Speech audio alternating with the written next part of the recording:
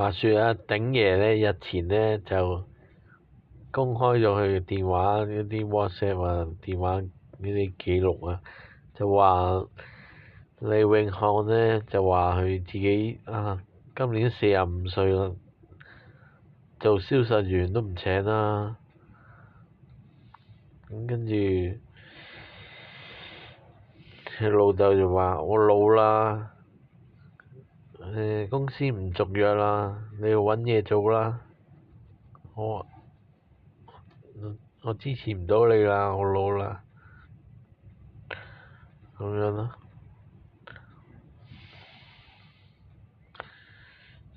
跟住咧其實就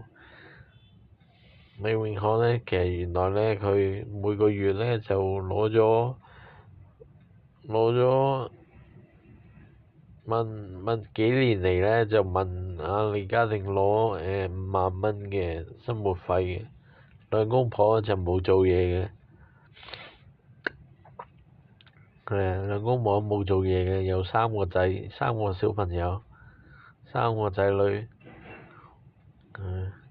咁點叫自己唔做嘢要老豆養，就變成咗攤大手玩問佢攞錢咯，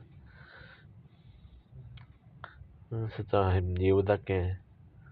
又唔係有病有痛，有病有痛，好值得人同情可憐，唉，精神。李永漢呢，原來呢，佢以前係童星出身嘅，做過 ATV 啊、TVB，不過童星嘅前途就麻麻地，淨係做過啲茄喱啡嗰啲角色咯，做過一套電影嘅都，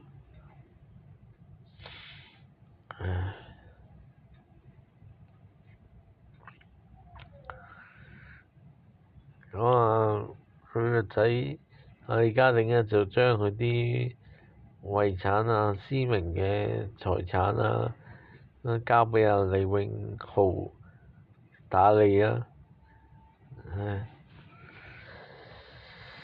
李永浩呢就話就會根據會計師啊、律師啊啲處理去鼎爺嘅財產啊、遺產啊，交俾律師處理。鼎爺就話細仔講嘢先係事實，大仔講嘢完全唔係事實，證明佢父子決裂啦，即係唔信大仔啦。細仔就選擇相信細仔啦。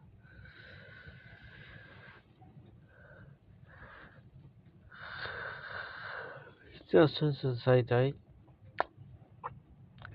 就幫助細仔啦，咁細仔都有幫助，細仔就話照顧鼎爺晚年啦，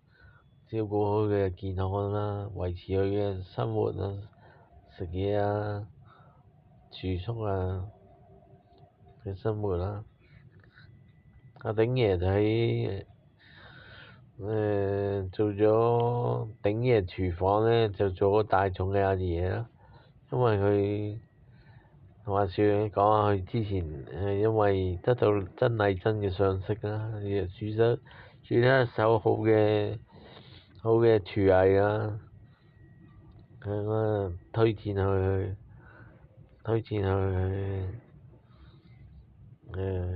煮嘢食啦，就做咗大眾嘅阿爺，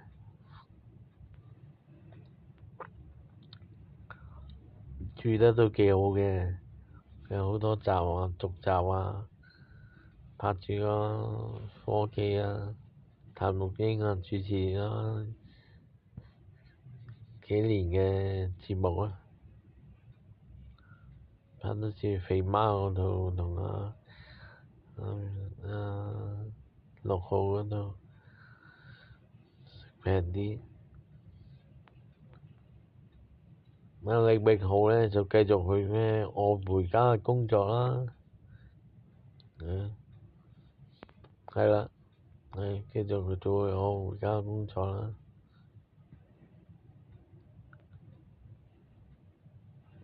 同阿長腳蟹一齊拍檔啦，